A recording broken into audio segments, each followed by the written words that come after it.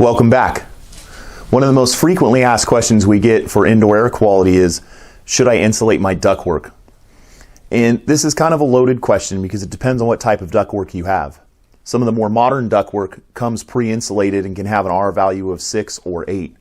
If you have the old metal style ductwork and it has the yellow fiberglass wrapped around it that's been falling off, the R value on that is very low. If it's been pulled off, obviously the R value is gone because there's no insulation left.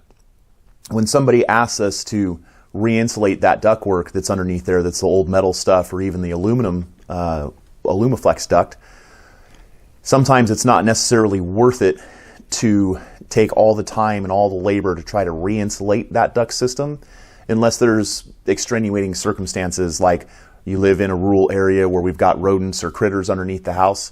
Then we might want to keep that metal ductwork because that stuff the rodents can't tear up, but they can tear all the insulation off to make nests in.